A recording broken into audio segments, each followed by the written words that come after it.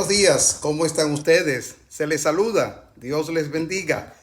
Y quiero saludarles con el Salmo 23, este famoso salmo que nos inspira tanto, ¿verdad?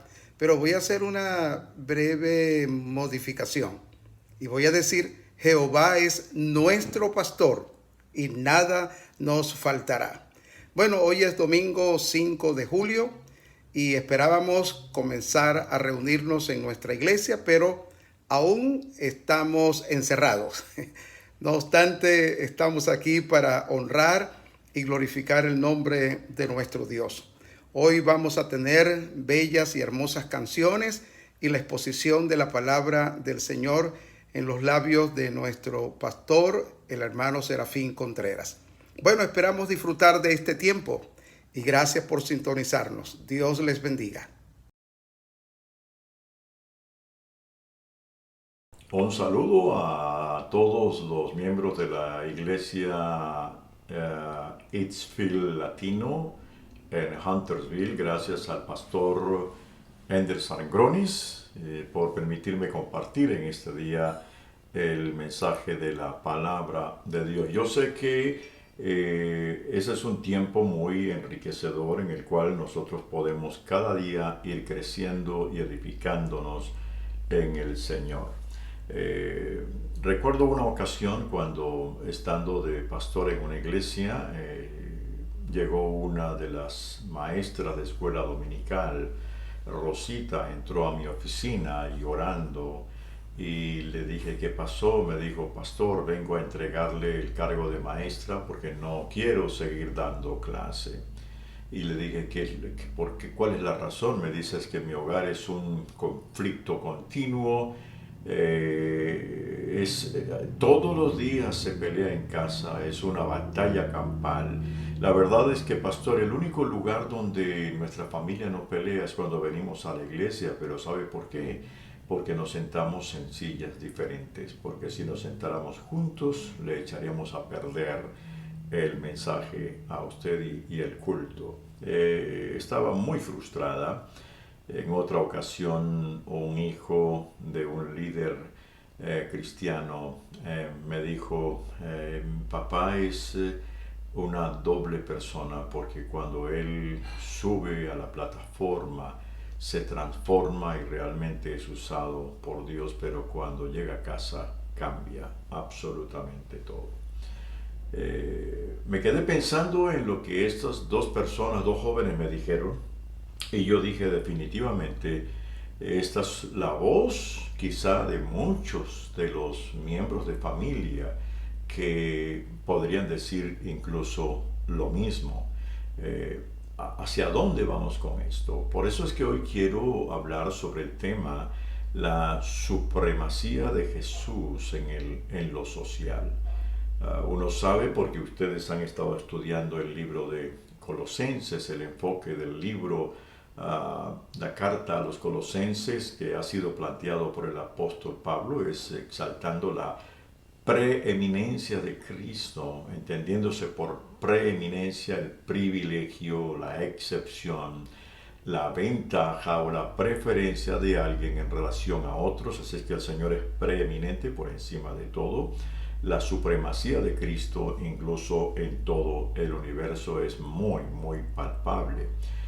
Cuando uno ve todo lo que está contenido, yo sé que han estudiado el libro de Colosenses, pero uno encuentra en los primeros capítulos nuestras posesiones en Cristo, luego las implicaciones prácticas de esas posesiones, luego nuestra posición en Cristo y luego las implicaciones morales. Y uno llega al capítulo 3 y allí están las implicaciones sociales. Porque el Evangelio tiene que ser profundamente práctico y tocar todas las áreas de nuestra vida, incluyendo la social. Les invito para que lean conmigo el pasaje que está en Colosenses capítulo 3, verso 15 hasta el capítulo 4, verso 1, que dice, y la paz de Dios gobierne en vuestros corazones, a la que asimismo fuisteis llamados en un solo cuerpo, y sed agradecidos. la palabra de Cristo habite en abundancia en vosotros, enseñándoos y exhortándoos unos a otros con toda sabiduría. Cantad con gracia en vuestros corazones al Señor, con salmos, himnos y cánticos espirituales. Y todo lo que hacéis, sea de palabra o de hecho, hacedlo todo en el nombre del Señor Jesús, dando gracias a Dios Padre por medio de Él. Y ahí ahora comienza en el verso 18 lo que son los aspectos sociales de la nueva vida. Y dice, casadas, estad sujetas a vuestros maridos como conviene en el Señor. Maridos, amad a vuestras mujeres y no seáis ásperos con ellas. Hijos, obedeced a vuestros padres en todo, porque esto agrada al Señor. Y padres, no exasperéis a vuestros hijos, para que no se desalienten. Esclavos, obedeced en todo a vuestros amos terrenales, no sirviendo al ojo, como los que quieren agradar a los hombres, sino con corazón sincero, temiendo a Dios. Y todo lo que hagáis, hacedlo de corazón, como para el Señor, y no para los hombres, sabiendo que del Señor recibiréis la recompensa de la herencia, porque a Cristo el Señor servís. Pero el que actúa con injusticia recibirá la injusticia que haya cometido, porque no hay acepción de personas. Amos, haced lo que es justo y recto en vuestros corazones, sabiendo que también vosotros tenéis un amo en los cielos. Esto es importante porque está hablando aquí justamente de la supremacía del Señor en lo social. Y el apóstol Pablo comienza en el verso 15, ya ha hablado de la supremacía de Cristo y ahora lo trae en el aspecto práctico. Pero en el verso 15 él muestra que cuando yo acepto y aplico la supremacía de Cristo en lo social, se experimenta la paz, porque él dice, y la paz de Dios gobierna en vuestros corazones, a la que fuisteis llamados en un solo cuerpo, y sed agradecidos. Tomemos en primer lugar la palabra gobierne, que está relacionada con la paz, porque dice, y la paz de Dios gobierne. La palabra gobierne viene del griego brabeuo, que significa referee o árbitro. Referee o un árbitro deportivo. Está diciendo, el que va a ser de árbitro en nuestras relaciones sociales es la paz de Dios, que viene cuando el Señor es supremo en mi vida y supremo donde yo estoy moviéndome. La consecuencia directa es la paz. Y al tener esa paz, Él lo liga con agradecimiento, porque dice, la paz de Dios gobierne vuestros corazones, y luego dice, y sed agradecidos, porque tener paz produce agradecimiento. El agradecimiento realmente es algo muy poderoso, porque puede abrir muchas puertas, y la ausencia de agradecimiento puede cerrar otras puertas. Un corazón agradecido que reconoce todo lo que ha recibido de Dios, de la gente, de su familia, de los amigos, del trabajo, le abre puertas. Pero alguien que no es agradecido, sino que toma las cosas como que las merece y tienen que dársele, le va a cerrar puertas. Y el pasaje no solamente habla de la paz de Dios que produce agradecimiento, sino que inserta otro ingrediente que es la palabra, porque dice, la palabra de Cristo habita en abundancia en vosotros.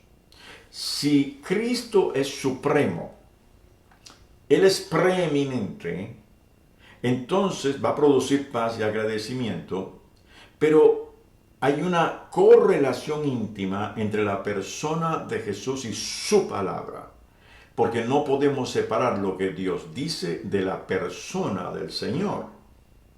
Por eso es que si Él habita en mi vida y Él es supremo en mi vida, la palabra de Cristo debe habitar, dice el apóstol Pablo, en abundancia, o sea, no escasamente. no de domingo en domingo, sino continuamente tengo que ir a esa fuente, beber de esa fuente maravillosa. Y es allí donde, por Cristo ser supremo en mi vida, su palabra abunda. Se desprende en esos pasajes del verso 15 en adelante hasta el 17, se desprenden algunas cosas que son vitales de la palabra de Cristo. Una es habitar, porque dice la palabra de Dios habite, habitar. La segunda es enseñar, porque dice enseñándoos. La próxima es exhortar, porque dice y exhortaos unos a otros. La cuarta es cantar, porque dice cantad con gracia en vuestros corazones. Luego es practicar, porque dice todo lo que hacéis, sea de palabra o de hecho. Y por último, otra vez agradecer. Esto es importantísimo, porque cuando tomamos en cuenta justamente todas estas 6 cosas vitales, uno puede darse cuenta el efecto que se tiene. En primer lugar, hablemos de habitar. Dice la palabra de Dios habite. ¿Habitar qué significa? Vivir, morar. No es de visita. Esa palabra tiene que encontrar lugar en mi corazón, en mi vida. Y dice habitar en abundancia, sobreabundantemente. Si de algo debemos estar bien conscientes y seguros, es de que estamos justamente siendo llenados en abundancia con esa palabra maravillosa justamente del Señor. Ahora, si esa palabra habita, voy a enseñar, porque ella me enseña a mí, pero hay algo dentro de mí que me lleva a querer compartir con otros. Cada vez que Dios toca mi corazón, a la primera persona que yo le comparto lo que Dios me ha enseñado es a mi esposa. Luego a mi familia. Luego a otras personas. Pero es que quiero que ellos vean y encuentren lo que yo encontré. Así es que eso habita, enseña, pero ahora viene la otra palabra, exhortar. La palabra me lleva no solamente habita y me lleva a enseñar, sino exhortar. Y la palabra exhortar significa confrontar. Significa decirle a alguien, no puedes continuar en esto. Dale espacio a la palabra para que tome fuerza dentro de ti. Así es que no es solamente enseño, ahora confronto, pero con ternura y a la vez con firmeza. ¿Eso qué nos lleva? Nos lleva evidentemente a disfrutar de la alabanza y la adoración al Señor.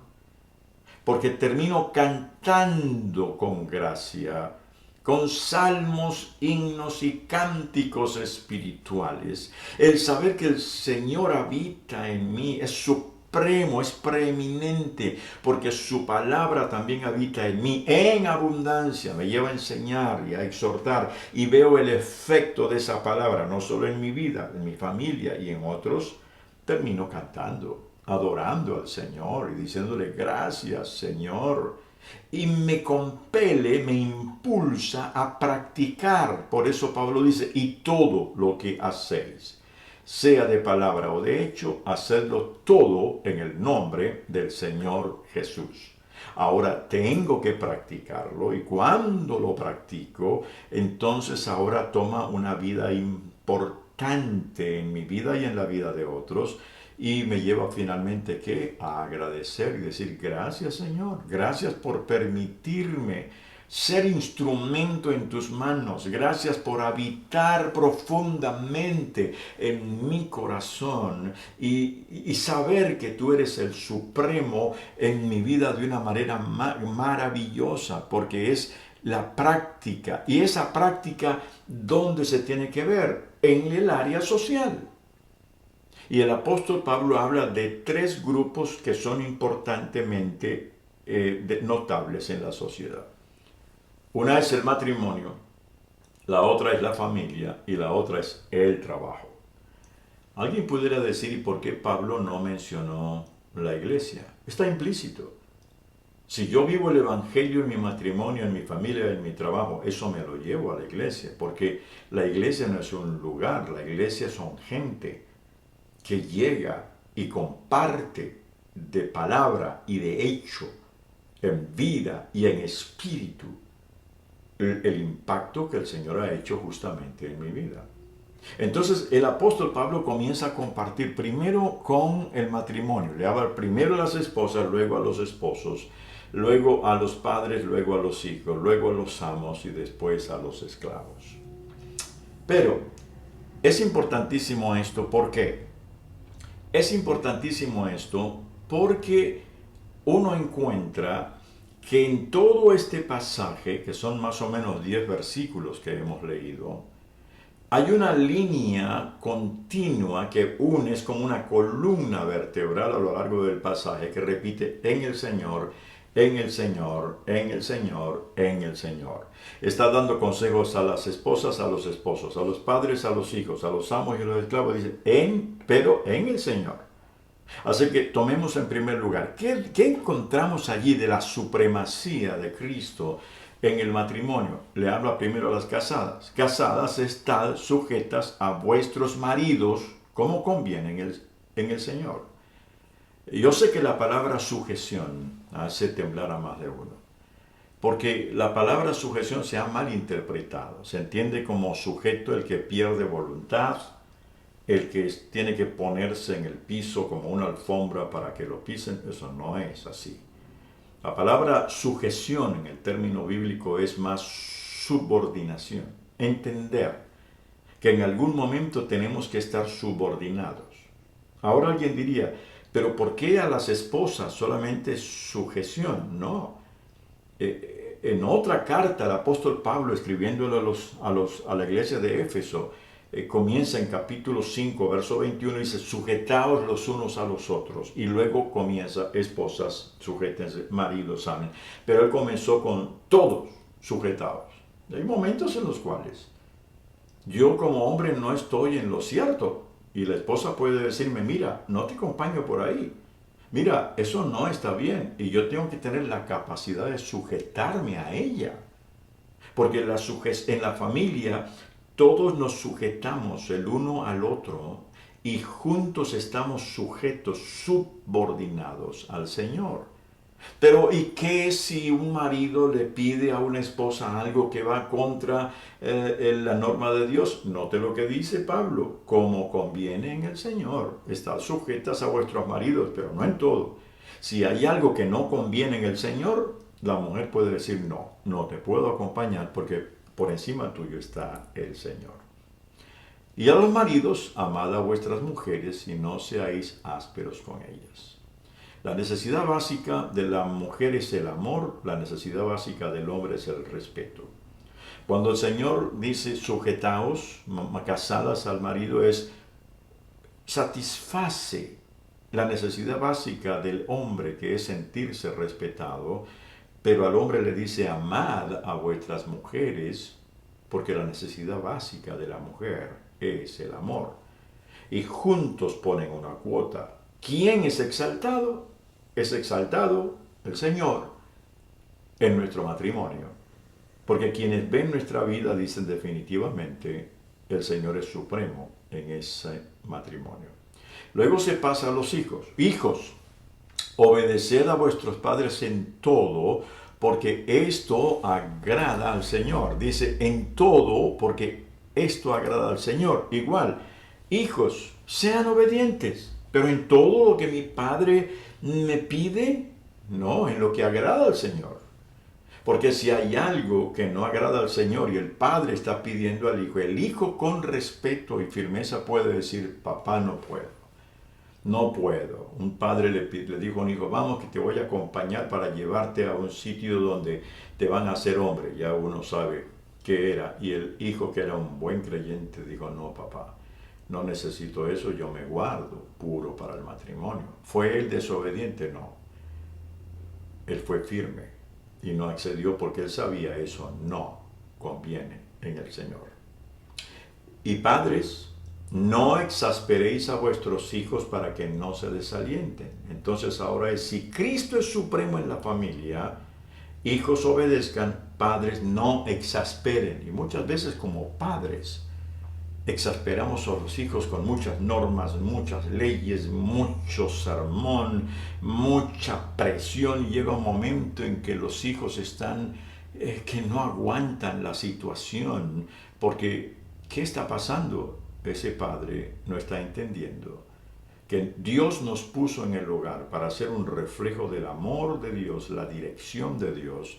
Dios nunca exaspera a nadie y Él espera que nosotros como padres no exasperemos a los hijos. Bueno, ahora llegamos a un punto donde se vendrían muchas preguntas porque es la tercera área social. Vimos el matrimonio, luego la familia. Si Cristo es supremo en el matrimonio, las esposas se sujetan, los maridos aman a las mujeres. Si Cristo es supremo en la familia, los hijos obedecen a los padres no exasperan a los hijos. Pero ahora llegamos al área de trabajo y dice esclavos. Y uno dice, un momentico, esclavos. ¿Por qué Pablo más bien no se fue en contra de la esclavitud? Hubiera dicho, no es bueno que haya esclavos. Bien, en primer lugar, esa era la norma social en ese tiempo. Que después cambió porque no es la voluntad de Dios que alguien pierda su libertad y su independencia y se conviertan no en personas, sino en cosas como fueron los esclavos. Pero haber dicho todo lo contrario no hubiera calado dentro del momento cultural en ese caso. Pero hoy ya no vamos a hablar de esclavos, hoy hablaríamos de empleados. Porque hubo un cambio social después de la primera mitad de la Edad Media. Antes eran solamente los feudales y los esclavos que trabajaban para los ricos que tenían grandes extensiones de tierra. Y a eso se está refiriendo Pablo. Pero después hubo un cambio en el cual algunos de los esclavos que se fueron liberando entendieron que podían iniciar un propio negocito que le proveyera a los feudales los materiales que necesitaran y también para los campesinos. Entonces empezaron a establecerse en pequeñas ciudades donde empezaron a montar sus pequeños negocios de venta de tela o insumos o qué sé yo, y esas ciudades fueron conocidas como burgos, porque eran donde se establecían esos negocios. Entonces surgió una nueva clase intermedia entre los feudales y los esclavos, y fueron los burgueses, porque vivían en burgos. De ahí viene Hamburgo, yo vivo en Harrisburg, y muchas ciudades que terminan en Burgo, Edimburgo, eran las ciudades que se fundaron por los que empezaron a tener pequeños negocios. Hoy no tenemos esclavos, aunque hay, por supuesto, esclavos escondidas y trata de blancas y todo eso, pero hoy tenemos empleados. La palabra burgués se ha prostituido y la han convertido en un término despectivo. Los burgueses son como los ricos, especialmente los que tienen alguna ideología política que menosprecian a las demás personas. Increíble. No estamos hablando, el burgués era gente que trató de salir adelante y no ser más un esclavo. Ahora son empleados, obedecer en todo a vuestros amos terrenales, no sirviendo al ojo como los que quieren agradar a los hombres, sino con corazón sincero, temiendo a Dios, y todo lo que hagáis, hacedlo de corazón como para el Señor y no para los hombres, sabiendo que del Señor recibiréis la compensa de la herencia, porque Cristo es al Señor servís. Justamente de qué está hablando aquí. Justamente está hablando aquí de, otra vez, subordinación, obediencia, pero dice en el Señor, como para el Señor, que significa que si un amo va a pedir algo en contra de la norma de Dios, pues no se puede hacer, porque el Señor está arriba sabiendo que el Señor recibirá la recompensa de la herencia. Pero el que actúa con injusticia recibirá la injusticia que ha cometido. Y termina diciendo, amos, haced lo que es justo y recto a vuestros empleados. Usa la palabra esclavos, pero en el término de hoy sería empleados. Sabiendo que también vosotros tenéis un amo en los cielos. ¿Qué está diciendo el apóstol Pablo? Está diciendo justamente, no se olviden, amos, que ustedes también tienen un amo.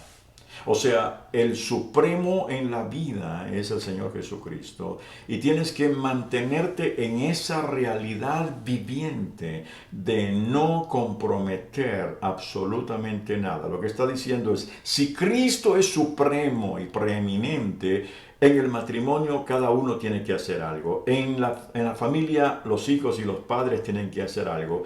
En el trabajo los empleados y los amos tienen que hacer algo que termine exaltando justamente la preeminencia de Cristo. Efesios 5 entonces vuelve a repetirlo Pablo, someteos los unos a los otros y dice en el temor de Dios. Ese es el freno, ese es como diría, la canalización de todo. Y luego dice, las casadas estén sujetas a sus propios maridos, como al Señor, pero el marido, recuerde que el marido es cabeza de la mujer, y así como la iglesia está sujeta a Cristo, ustedes también. Pero luego dice, maridos, amad a vuestras mujeres, lo vuelve a decir. Y le dice a los hombres, pero recuerde que así como Cristo ama a la iglesia, pero ¿para qué? Para santificarla, para purificarla en el lavamiento del agua por la palabra, porque Él quiere presentársela a Dios, a sí mismo, una iglesia gloriosa que no tuviese mancha, ni arruga, ni cosa semejante. ¿Qué es lo que está persiguiendo el Señor con todo esto?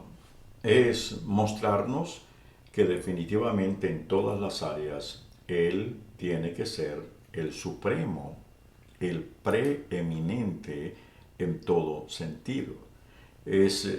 Hablando del matrimonio, el apóstol Pablo en Efesios dice, grande es este misterio, mas yo digo esto respecto de Cristo y de la iglesia. Está hablando, es un misterio y lo correlaciona con el matrimonio y luego la familia. Dice, es un misterio. Por lo demás, cada uno de vosotros ame también a su mujer como a sí mismo y la mujer respete a su marido. Pero eso se traduce también en la vida de familia, padres, hijos y en el trabajo.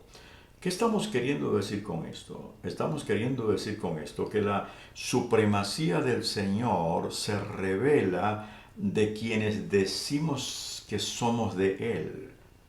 El Evangelio tiene que terminar siendo práctico, porque si el Evangelio no se ve en forma práctica, de nada sirve que yo pueda decir, Él es mi Señor, Él es el creador de todo, Él es el Señor del universo, pero si en el área social Él no está siendo el Señor, y cada vez que Él no es el Señor, complica nuestras situaciones.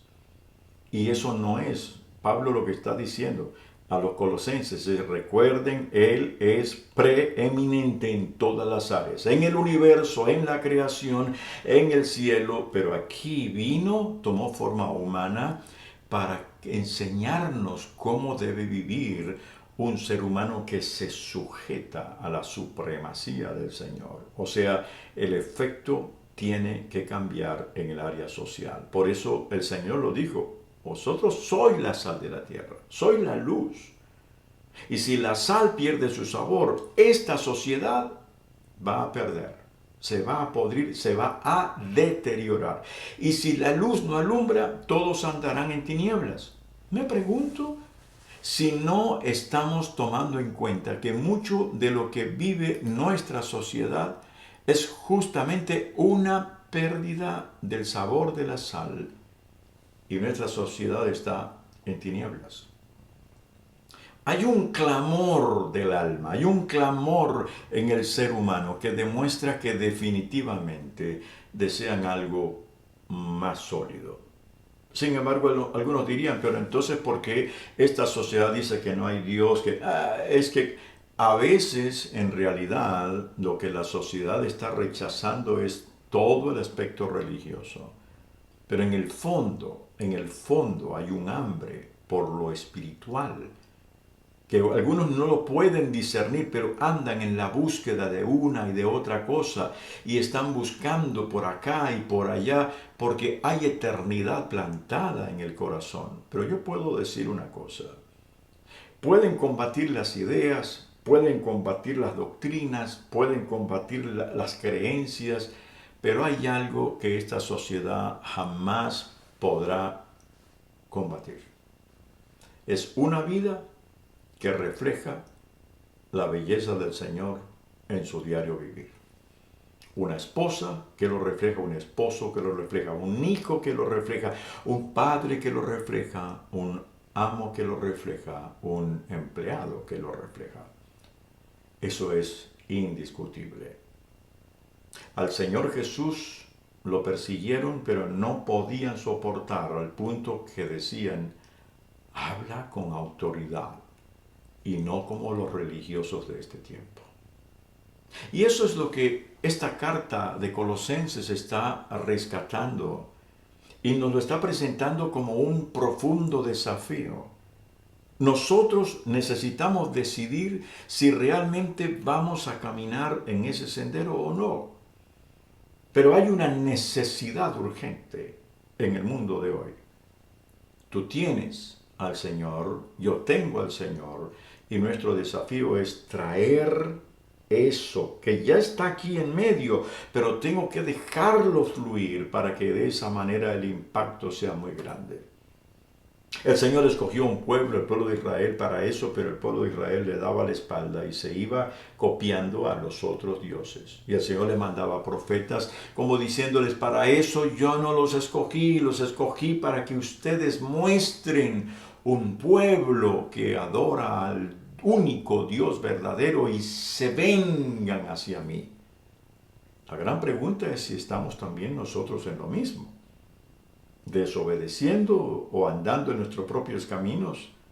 Yo creo que en estos días Dios está llevándonos a redefinir muchas cosas. Y una de las gran redefinición que Dios quiere que tomemos es que hagamos real lo que la palabra de Dios dice.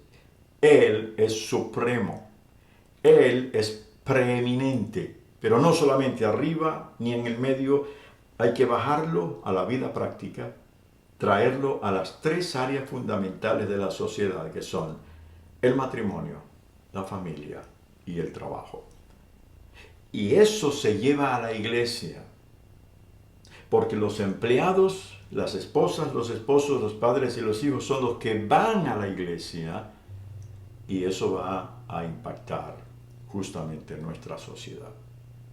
Quizá dices, yo la verdad no sé ni cómo responder a esto porque nunca he tenido un tiempo de acercamiento a Dios. Bien, esta es la gran oportunidad de que tú abras tu corazón. Quizá digas, mi hogar es un desastre, mi familia no sé qué va a pasar, en mi trabajo ya no lo aguanto. Mira, deja que el Supremo, el preeminente Jesús, controle tu vida, se haga tu Salvador, pero también tu Señor, y verás una gran diferencia. Pero no sé cómo hacerlo. Te quiero ayudar. Allí donde estás, repite esta oración. Señor, la verdad es que me doy cuenta que te necesito. Hay muchas cosas sin resolver dentro de mi vida y quiero volverme a ti. Te pido que me envuelvas en tu gracia. Rescátame, sálvame. Te necesito, soy pecador y quiero que seas supremo en mi vida, pero no solamente en mi vida, sino donde yo vaya, mi matrimonio, mi familia, mi trabajo, la iglesia. Pero lo importante es que comiences aquí. Te doy gracias por venir a mi vida, en el nombre de Jesús. Amén. Y para ti que ya eres creyente, ¿qué nos queda? No tenemos excusa. Si Él es el supremo, si Él es el preeminente, tiene que hacerlo aquí, pero tiene que hacerlo en mi vida social. Estamos llamados para impactar esta sociedad, no con la manera en que hablamos, sino con la manera en que vivimos, para que desde nuestro rostro se refleje la gloria esplendorosa de Dios, así como el rostro de Moisés alumbraba, resplandecía cuando bajó del Sinaí. Que el Señor te siga ayudando y adelante, porque el desafío es grande, pero nuestro Dios es mucho más grande que el desafío. Bendiciones.